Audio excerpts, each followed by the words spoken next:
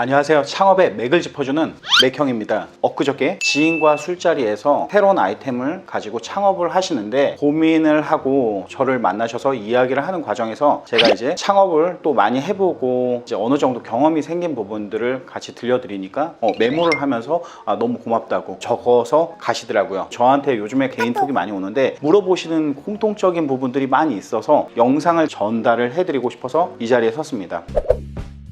여러분들이 개인 점포를 운영을 준비하실 때 대부분 처음에 고민하시는 게 어떤 아이템, 어떤 업종을 할 것인지를 선택하는 고민도 있지만 그 아이템을 결정을 하셨다면 이제 그 다음은 상호를 생각을 많이 하시거든요. 그래서 오늘은 상호, 이름에 대한 부분을 말씀을 드리려고 합니다. 그분께서는 고깃집인데 상호를 정하셨어요. 단순한 그냥 고유명사입니다. 제가 말씀을 드릴 수 없습니다. 누군가 쓰면 어떡해요.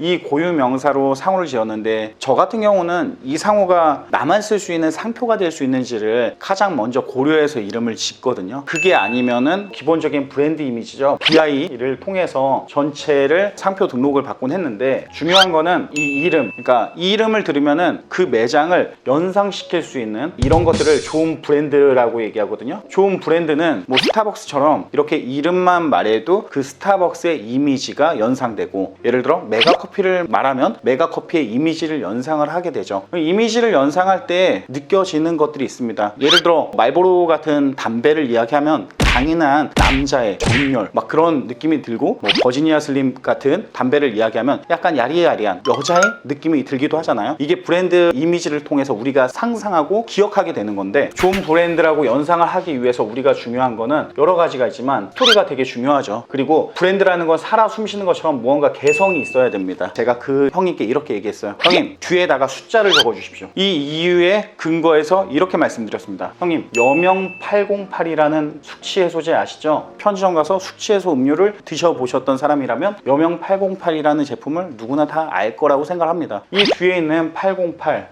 이 숫자의 의미 여러분들 알고 계십니까? 이 숙취 해소제를 만들기 위해서 807번 실패를 하고 마지막 808번째 성공을 했다라는 그런 의미를 담고 있는 여명 808 숙취 해소제인데요. 여명 808 숫자의 의미를 여러분들이 들으면 어떤 생각이 드시나요? 스토리를 듣고 재밌다, 신선하다, 이 브랜드를 더 알고 싶다, 이런 느낌이 생깁니다. 그러면은 사람들이 이 브랜드를 상상할 때 우리가 스타벅스를 상상하는 것처럼 좋은 브랜드라고 상상을 할 수 있는 거죠. 그리고 베스킨라빈스도 대표적인 사례가 31살이 아닙니다. 31일 동안 매일 새로운 맛을 줄 수 있다는 그 의미를 담고 있는데, 그런 의미를 명확히 알았을 때 여러분들은 신뢰를 합니다. 신뢰를. 이 신뢰는 어떻게 보면 반박하지 않습니다. 예를 들어 우리가 음식 맛을 평가하는데 맛있다, 그럭저럭, 별로다 이렇게 주관적인 느낌으로 평가하는 것보다 5점, 3점, 7점, 10점 만점 중에 9점 이러면은 명확히 그 맛의 기준을 어느 정도인지를 알 수가 있습니다. 그래서 숫자가 주는 신뢰가 이 스토리와 맞닿았을 때 여러분들은 좋은 브랜드를 연상할 수 있는데요. 브랜드를 연상케 하는 것들은 이 브랜드 이미지에 추구하는 색상도 들어갑니다. 이거는 컨셉이 되기도 하는데요. 이 형님이 고깃집을 창업하시는데 약간 자연적인 느낌이 들었으면 좋겠다고 해서 이 인테리어에 초록색을 그냥 거의 다 범벅을 하셨어요. 근데 너무 마음에 안 든다고 하시는 거죠. 제가 봤을 때 그 초록색은 대표적인 색깔을 표현한 건 맞지만 중요한 거는 대표적인 색깔은 조금 들어가야 됩니다. 여러분들이 이마트를 보셔도 아시겠지만 이마트의 노란색이 많이 보입니까? 조금 보이죠. 그리고 스타벅스의 초록색이 스타벅스 인테리어 공간 내에 많이 보입니까? 조금 보입니다. 간판과 그리고 상호에 어느 정도만 들어가는 거죠. 그래서 내가 대표하고 있는 색상을 정했다면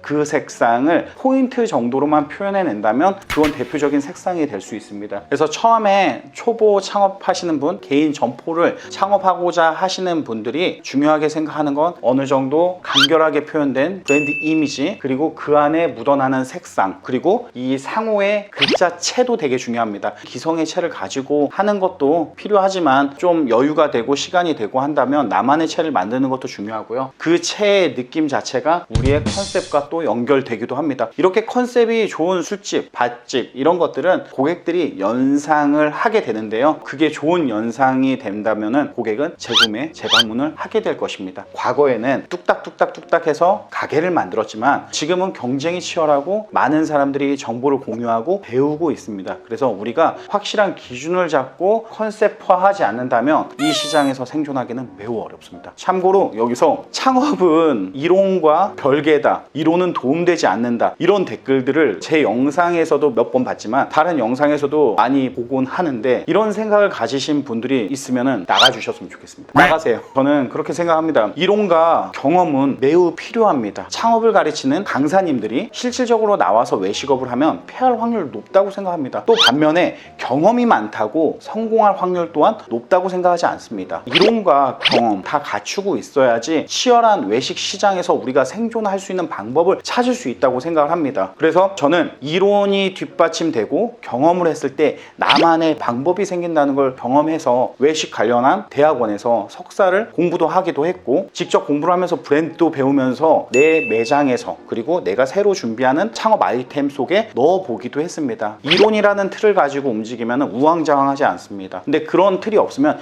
이거 했다 저거 했다 우왕좌왕할 수 있는 확률이 높기 때문에 이런 부분에서 이론이 중요하다는 거, 지금까지 상호의 자와 그리고 색상을 통한 컨셉을 설명한 맥형이었습니다. 안녕.